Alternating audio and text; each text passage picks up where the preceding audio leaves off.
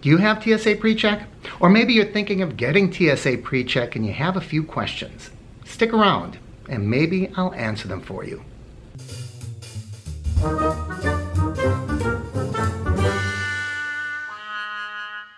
Welcome everyone, Mark here. Today we're going to talk about TSA Precheck. If you're a regular viewer of this channel, you know I travel a lot. And I have had TSA Precheck for about 5 years now. So I thought I would talk to you about what is involved with getting TSA Precheck and why do you want to get TSA Precheck. Well, first of all, TSA Precheck, I have to say, 5 years ago, it was much more desirable than it is today. Because today, more and more people are getting TSA Precheck, and sometimes people are even being randomly assigned TSA Precheck. So what is it? Well, TSA Precheck is a way to not circumvent the TSA line, but to get through more efficiently and more quickly. When you're at the airport, you may notice that the terminals, before you enter, have TSA Precheck. It's right by the security and the bag check area, and it's a separate line. And oftentimes, I might say most of the time, those lines are substantially shorter. The reason lines are shorter is because you have to be authorized, you have to have TSA Precheck membership in order to go through that line. What happens is you get through more quickly because there are fewer people, but also you don't have to take off your shoes. Many times you don't have to take laptops and liquids out of your bag. Now I say many times because a lot of times it's dependent upon the airport and what TSA security officer you get. But I find that in most cases I can leave my laptop in, I can leave my any liquids that I have as long as it's in the quart bag. You still have to adhere to the rules and regulations, 3.4 ounce containers of liquids and gels and sealed in a quart bag. Also, you don't have to take off your shoes. And it says light jackets. I find that more often than not, even with TSA Precheck, they do ask you to take off any jackets because they're pockets and things are in pockets. What I typically do, I travel with a light jacket that has zippered pockets. So I will often take all of the things that I don't want to be pulling out of my pockets, things like wallets, cell phones, keys perhaps. Actually, I put my keys in my carry-on, but I'm giving you examples. And I would put them in the pockets of this jacket, zip the jacket up, and then I put that in the bin that goes through the X-ray. And it goes through much, much more quickly. However, if you have TSA, it's nice to not have to take off your shoes. It's nice not to have to take your laptop out.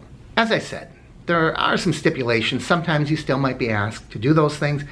Don't fight with the security people. Just do what you're asked. Now, all airports don't always have TSA lines, especially smaller airports, and they don't always accommodate it. So don't assume just because you have TSA Precheck that you're always going to get it. However, a lot of these airports, even if they don't have a separate line, if you have TSA Precheck, they will give you a card. Usually it's a pink or yellow card or something, and you have that, and when you walk up to the check area where they check your bags, you hand it to them, and they understand, oh, this person doesn't have to take off their shoes, for example. So even though it's not a separate line, you still do get the accommodation. So how do I apply for this wonderful benefit of a TSA Precheck? Well, anybody can do it. If you go online to tsa.gov, you will find the area where you can fill out an online application. It's very, very short. However, this is important. Make sure that when you register under the exact same name as on your travel documents. All right, so if your name is Steve and it says Steven on your passport, make sure that you use Steven. Now, sometimes people may have discrepancies. You may have Steve on a driver's license, you may have Steven on the passport. If you think you are going to do any international travel ever, use Steven. And I find that more often than not, if there's a slight discrepancy, they still let you through.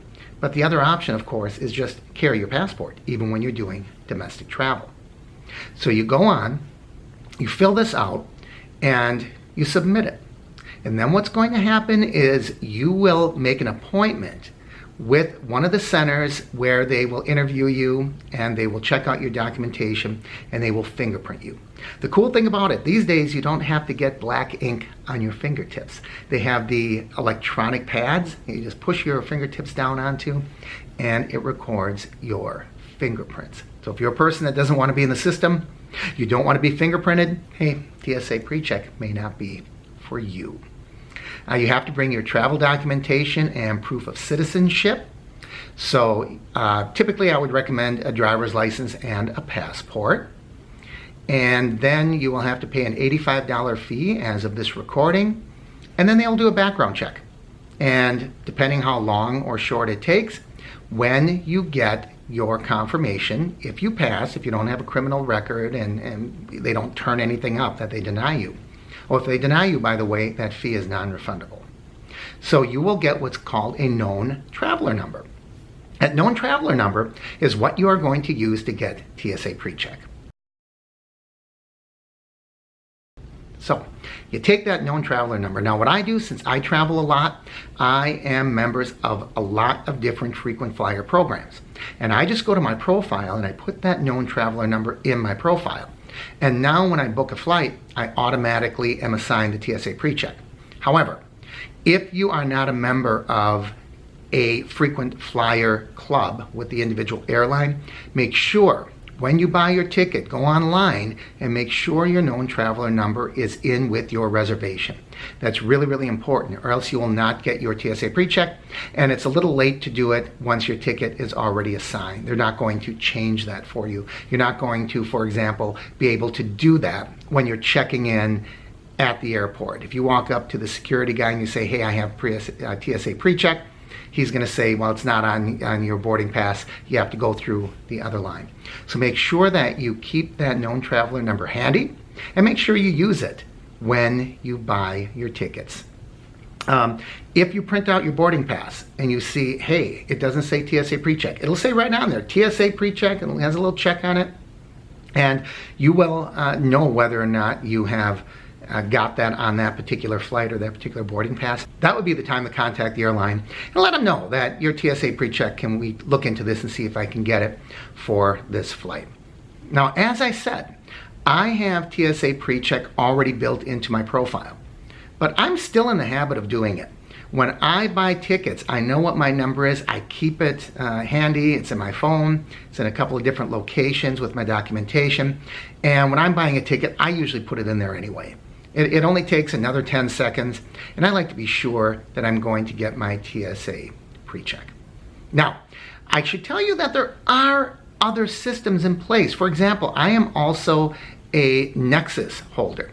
Now, if you're doing international travel, there are different programs, Nexus, Global Entry, Sentry, I think is the name of one. And I have Nexus because I travel between US and Canada. We'll talk about this in another video. But the interesting thing is, my Nexus number will now replace my TSA Precheck. Nexus cost me $50. So not only is it cheaper, but it works for both. It works for my international travel between US and Canada, and it is used for my TSA Precheck. Now, Nexus is not exactly TSA Precheck when you're using international travel through US and Canada.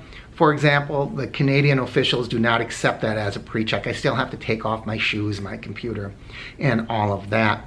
But it gets me through more quickly, especially when I am going through customs. And that's really what it's used for. So as I said, we'll talk about that in a future video. Now, where do you go for the interviews? If you go to tsa.gov, it will have a listing of all the different locations where you can go and get your interview. Most of these are around airports. There may be some in the airport itself, but all of them that I am familiar with are just outside the airports, in office buildings, that sort of thing. And how long will it take you? Well, when I travel, I don't always have a lot of available dates. And when you go by bigger airports, you are going to find that it may be more and more difficult to get an immediate time scheduled. If you go to smaller airports, you can usually get in very, very quickly. I know someone who recently applied for TSA Precheck. They filled out the application online. They looked at the different available dates to be interviewed, and they had an interview at a smaller location. In this case, it was the Madison, Wisconsin airport, within a week. And they were in and out of that interview 5 minutes. It took me a little longer, just because I went to a busier location. So that's it with TSA Precheck. If you want to know more, please leave your comments and questions down below. I'll be happy to answer them and tell you as much as I know about my experience having TSA Precheck for 5 years now. As always, I appreciate it when you like and share the videos. And if you haven't already, please subscribe. I'm Mark with the Average Me channel.